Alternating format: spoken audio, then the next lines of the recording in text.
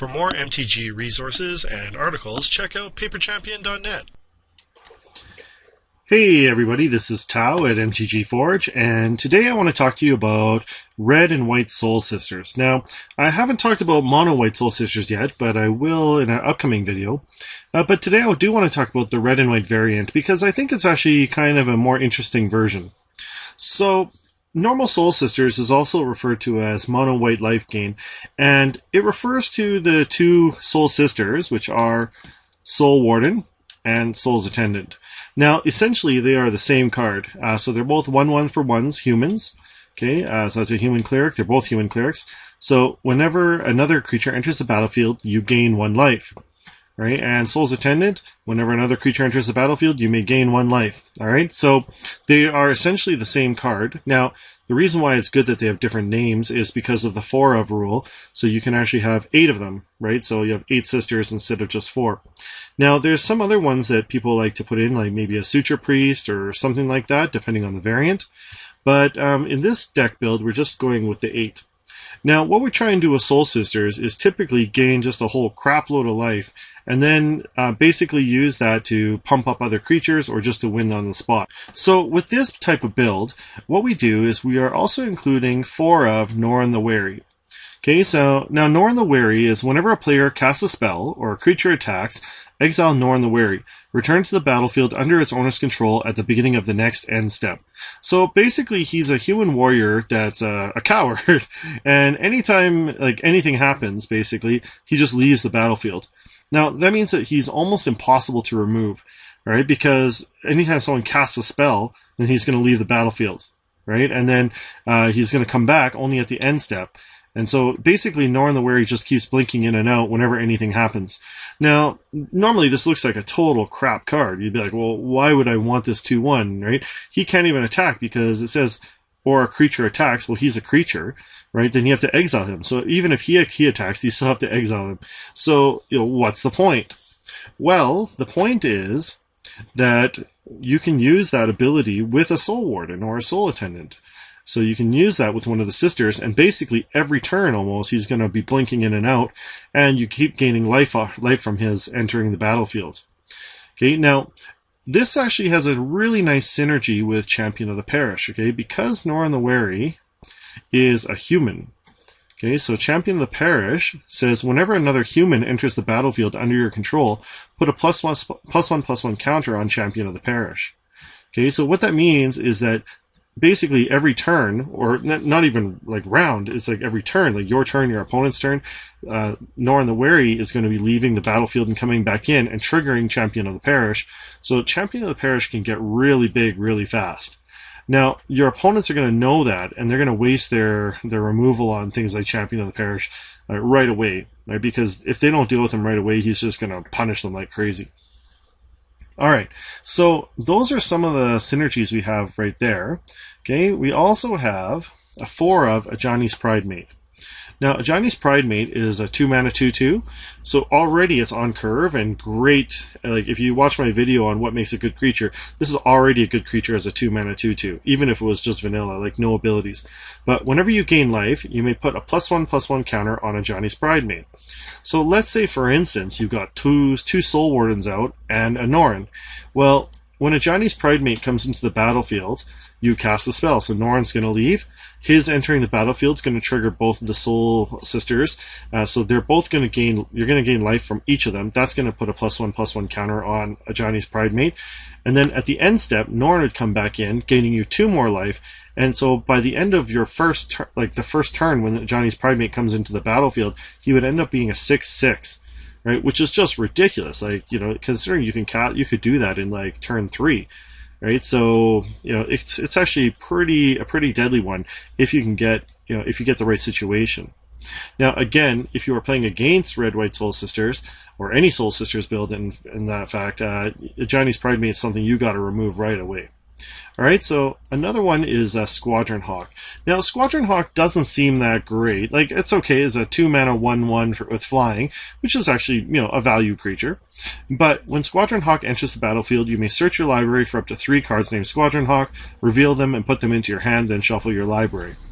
Alright, now the reason why that's good is because you have the ability to refill your hand with Squadron Hawk and get more creatures out. I can't really say like how often this has come in handy. You know, at first I was kind of skeptical. I was like, you know, it might not be that good, but actually is really good. Squadron Hawk's really, really strong. All right. It also has a little bit of synergy with some other cards in our deck, and I'll explain how in a little bit here. Okay. Now another key one is this artifact called Genesis Chamber.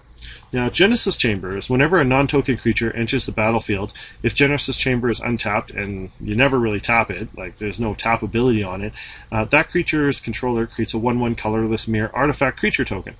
So this actually applies to both you and your opponent. Okay, but you have so many 1-drops, and you have Norin blinking in and out, that you're going to get way more tokens probably than your opponent will. All right, so like that's just such value that to be able to get like extra tokens off of them. All right, so normally, like if you've got this out and you have a Norin, and again, if you play an Ajani's Pridemate, then Norin's going to blink in, and then you're going to get a mirror token, and then you get more life. That's again just super, super handy, you know. And at the worst, it creates a chump blocker for you to, you know, chump block something. All right, so Genesis Chamber, actually a really good value card as well. All right, now all in all, what we have is, let's go to our some of our removal stuff. So we Outnumber. All in all, I was going to say we also have a lot of creatures. So we have Outnumber deals damage to a target creature equal to the number of creatures you control. But you're probably going to have a lot of creatures. So, you know, for 1 mana, you can probably do a ton of damage. Now, in addition to that, we have our typical package of lightning bolts. So 3 lightning bolts deals 3 damage to target creature or player. That's the standard. Basically, every red deck plays lightning bolts. One thing you might want to do instead of lightning bolts is to play Path to Exile. It's you know, a bit more expensive to play Path to Exile, but it's a 1 mana removal that can do, you know, almost the same type of thing, right? So lightning bolt can, well, not the same type of thing. It can remove any creature, but lightning bolt can do 3 damage to the player, which could actually finish out a game pretty quick as well. So it's up to you. You might want to play a mix of them, or maybe sideboard them, or something like that. All right. So, anyways, let's go to land, and then I'll talk about some of the other things. So, because we're playing red and white almost equally, then we have things like Battlefield Forge. Okay, so this is a tap land, so it deals 1 damage to you, but you gain so much life, it doesn't really matter. Like, you're probably going to have so much life that you don't really care. Okay, Kher Keep is 1 in a red. Okay, so it taps for colorless, but has 1 in a red and tap, create a 0/1 red kobold creature. So basically, you can start making tokens with this. Mistveil Plains. Now, Mistveil Plains is kind of a weird include, but put target card from your graveyard on the bottom of your library. Activate this ability only if you control 2 or more white permanents. All right, so the reason why we might play this is because what we can do is we can put a creature, or actually any of our cards, back on the bottom of our library. Now, you're going to say, well, how are we going to get that card then? Because it's at the bottom of our library. Well, the trick is actually to use the Squadron Hawk. Okay, so when we fish for a card with Squadron Hawk, we only generally search for 1 or 2 of them, right? Because then when the next one comes in, we can search for the next one, and so on and so forth. And then what we can do is, if we're playing Mistveil Plains, we can get a card back, and then we can use Squadron Hawk to search for another one, which makes us shuffle our library. And then that card's no longer in the bottom of your library, it's going to be somewhere else, which means that you'd have another chance of drawing it at least. All right, so anyways, that's just one thing you can do. Then we got 3 mountains, 3 plains. Temple of Triumph. Okay, so Temple of Triumph is enter the battlefield tap, but you get to scry. Okay, so scrying is actually really, really powerful as well, because it can help you to find the cards you need. Westvale Abbey, because you're going to have so many tokens, okay, especially if you got Norin out, creating like all these like mirror tokens. Eventually you can sacrifice the 5 of them, transform Westvale Abbey, then untap it. You get your 9/7 flying lifelink and just indestructible haste Ormondal Profane Prince card, which is just ridiculous. All right, so most people will scoop as soon as you get that out. Okay, anyways, then you got Wind-Scarred Crag, which enters the battlefield tap, but you gain 1 life. And that's pretty much it. Now, there's other cards you could do. You know, like you could put some fetch lands in there or whatever. But I think these are actually a pretty good budget base, and I haven't really regretted. I haven't really got mana screwed or anything yet, so I'm okay with it. But there's some other cards that, you know, like enter the battlefield, like untapped, like fast lands, or, you know, have lands, or some other things like that might come in handy. It's up to you how you want to do your mana base.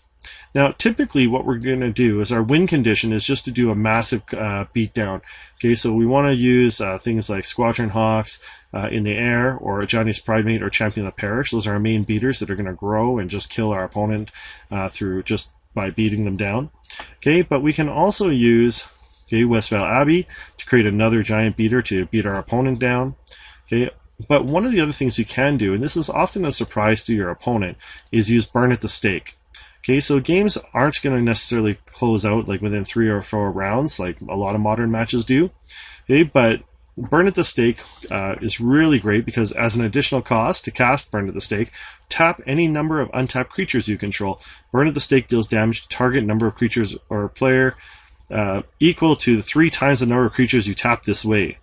Right, so if you've got 6 creatures and you tap them, then you're going to do 18 damage to your opponent. So the trick is to try and get your 7 creatures out. You know, that's actually not too hard with Genesis Chamber and Norin and all that stuff coming out. Squadron Hawks, you know, finding other Squadron Hawks. And then you just cast Burn at the Stake and then do 21 damage straight to the face. All right, so it's actually an easy way to win. Your opponent, it's really hard for your opponent to deal with it, okay? Because especially like if they sideboard in against sorcery, then it's hard for them to deal with your creatures. If they attack your creatures, then it's hard to deal with your sorcery. You know, so it's kind of it's a bit tough for them overall. All right, now going to sideboard. Sideboard could be pretty open, but these are some of the ones I like. I mentioned earlier that Path to Exile is actually pretty strong. You know, it's not in here, but I might put it in there, especially for like maybe switch out Sudden Shock. I like Sudden Shock mainly because Sudden Shock, it's not that it does 2 damage because whatever, like, you know, there's lots of other cards that could do that, but because of Split Second, because what it does is it interrupts combos. All right, so basically, like if someone's like, you know, let's say they're playing Storm or something like that and they're comboing off, you can play a Sudden Shock. Okay, and as long as the spell is on the stack, players can't cast spells or activate abilities that aren't mana abilities. So basically, it just stops like everything on the stack, and they can't combo out. All right, Lightning Bolt's just an extra one. Like I said, you could play Path to Exile. Grafdigger's Cage is turning off things like that have Graveyard Recursion. Borrow's Charm is pretty nice because it's a good toolbox. Deal 4 damage to a player. Your permanents can gain Indestructible, which is actually a big one because your opponent, especially if they're playing white or blue and white, they're going to put in some wrath effects or something like that and try and force you, like try and board wipe you. Okay, and then also target creature gains double strike until end of turn. It's not unusual to get like, you know, an 8/8 Champion of the Parish or Ajani's Pridemate, and then giving it double strike can close out the game pretty fast. Finally, we have Outpost Siege, which basically is whenever a creature leaves the battlefield, Outpost Siege deals 1 damage to target creature or player. You got Norin flashing in and out. You got all these mirror tokens that are going to die easily. That's going to just be killer. And Witchbane Orb is just basically a cheap way of giving yourself hexproof. So anyways, that's pretty much the deck. So if you have any comments or anything that you'd suggest, please throw it into the comments. If you do like these deck tech videos, please like and subscribe. And thanks for watching. I'll see you next time. It's that time again for a random card review. So let's click random card and see what we get. Malakir Blood Witch. Alright, so Malakir Blood Witch is a 5 mana, 3 of anything, and 2 black for a 4/4 flying vampire shaman with protection from white. Alright, that's actually pretty much on curve and looks pretty good. Let's see, whenever Malakir Blood Witch enters the battlefield, each opponent loses life equal to the number of vampires you control. You gain life equal to the life lost this way. So, basically, it's like a life drainer, flying, protection from white. I'd say it's actually very strong. It's from Zendikar. Obviously, this is going to go into a vampire tribal deck, or something like that, like something where you have a lot of vampires. I'd say this is actually a really decent card, you know, especially for 5 mana 4/4, it could be one of your finishers. Yeah, flying is great, pro white is great. Yeah, I'd say this is a really, really strong card. Although it's funny, you don't see tons and tons of play with it, mainly because it pretty much has to go into a vampire's tribal deck, right? But overall, yeah, I'd agree with this 4-star rating. Alright, so anyways, that's it for random card review. If there's something you'd like to say about the card, throw it in the comment section. Thanks for watching. I'll see you next time.